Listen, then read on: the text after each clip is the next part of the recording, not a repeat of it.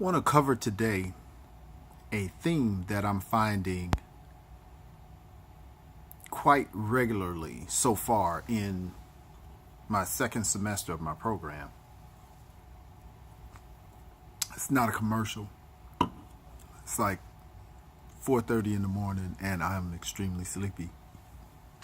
But what I have come across in several class discussions, one was pretty passionately heated in my transatlantic class. Not heated, but really getting into the meat of the exchange, is that something that we have to address in history is that the perspective of the oppressed people in history will not, or probably should not, align with the history of the oppressor.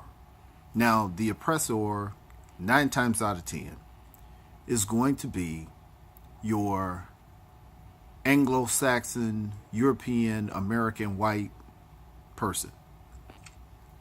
And it harkened me back to a quote by Neely Fuller. He was actually cited in the ISIS papers. It's a book really worth reading, as to where he said, most white people hate black people. If you understand that about white people, you will need to learn little else about them. If you don't learn that about white people, everything else about them will only confuse you. Now, that statement caught my ear because of such an intense statement.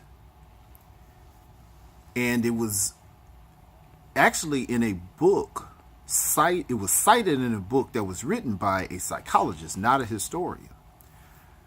But in looking at it from a historical point of view and not a psychological point of view, I find some validity in that statement.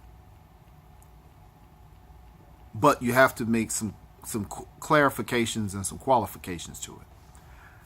I think that people mistakenly use hate as the opposite of love. And the opposite of love is indifference. The opposite of emotion is void of emotion, not negative emotion, not positive emotion being the opposite of the opposite being negative emotion. It's really a strong emotion, which hate and love both are.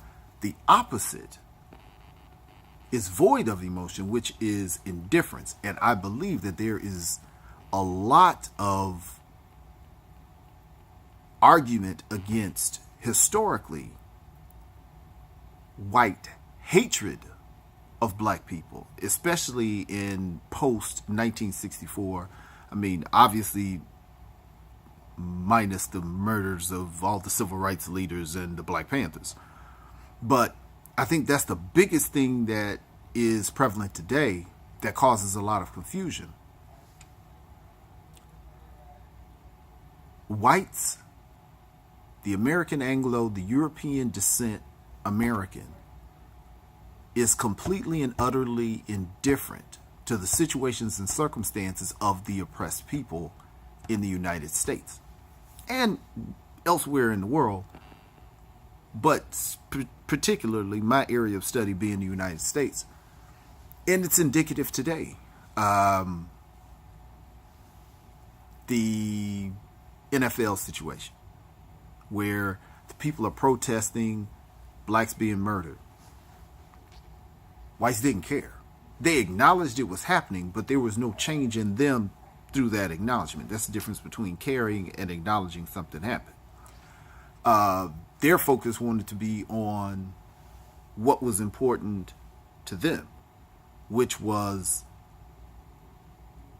blacks being void of the ability to determine what patriotism is, even though they fought in every war on this land just like white people. And again, you have to remember, Africans are indigenous to this country and were here before they were brought here in slave ships in 1619 at Jamestown. That's something that is completely erroneous and is still taught in our history books.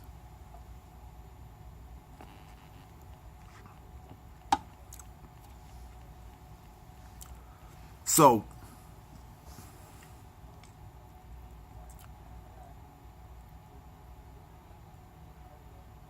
I was writing a paper tonight about Bernard Bailyn. And he was writing a book, wrote a book, the ideological origins of the American Revolution. And in this book, he found pamphlets of the day, of the turn of not the turn of the century, right before the American Revolution, actually 100 years prior. And he used these to show the natural discourse of the day being consistent with the ideologies of freedom and liberty, because his predecessor, another historian, Beard, Charles Beard, had written a book that he was the first economic historian where he looked into the financial holdings of the forefathers and saw, well, these guys are talking about all of these buzzwords, but what they're doing is consistent with the economic interests that they're invested in. So while they're talking freedom and justice and liberty, these people are protecting their assets. They're not really doing that. Well, this is the same time, turn of the century. I believe this book was published in 1967, which was at the height of the civil rights movement. And at the civil rights movement, people are really drawing back a focus on what has happened to blacks throughout time. And these professors at this time are now trying to show a positive light on white figures in history. So his work was finding pamphlets of that day that were consistent with liberty and justice, and saying, hey, that was what they were talking about at the time. So the forefathers were right and just in what they were doing, which is further going back to Crosby's work that we talked about, where he was talking about the germs and ecology that affected imperialization, also with Nielsen, where they were talking about the malaria mosquito and the mosquito wars, the mosquito diaries. What's the name of it?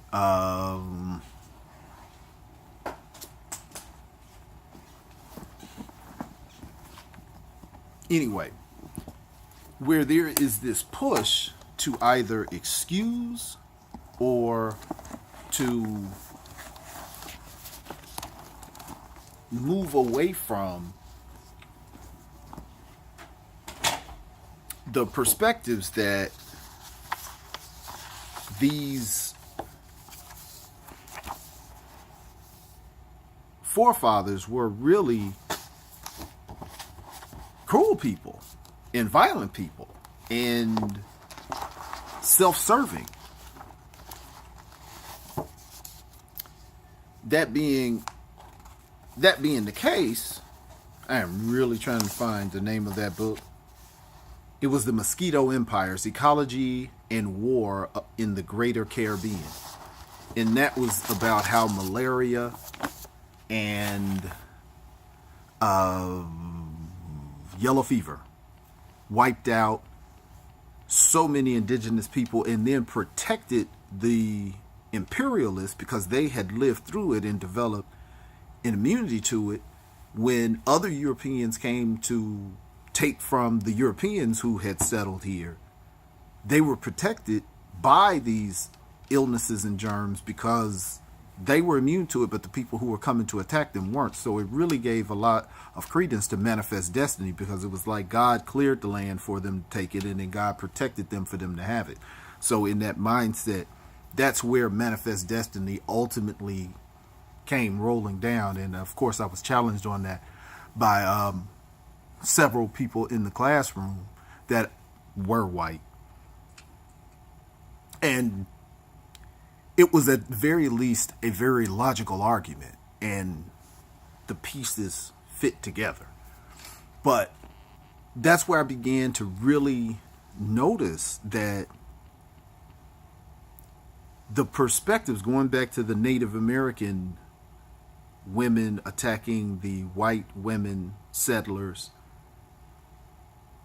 and the perspective of the students in the class now, were saying that they felt it was a competition over men as opposed to a hatred over what whites had done to Native Americans, and that the women were attacking the women not because they were interested in the attention of the white men. It was because they wanted revenge on the people who did what they did, or they didn't trust them and wanted to get them before they got them. But women could only attack women. Generally, women are not strong enough to attack men. But in these different things, we have to notice that people are not going to see history the same way. And the oppressor begins and ends history on what they consider history. Because that particular, the oppressor group is completely ambivalent to the oppressed group,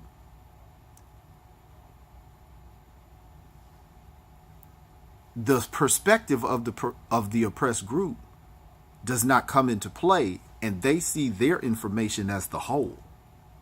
So when they say these Native American women attacked these women for social gratification, that's it.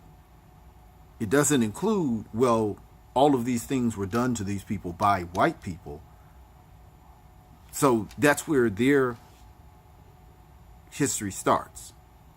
Not, they don't find what they did as being important. The bad stuff that they did as being important. So what they're focusing on is their accomplishments, and that's what we all do. You know, black people are going to say, hey, you know, we pulled out of slavery. We talk about us pulling out of slavery because we don't even know that Africans were here before Europeans were here. We think we came on slave ships because that's what we were taught.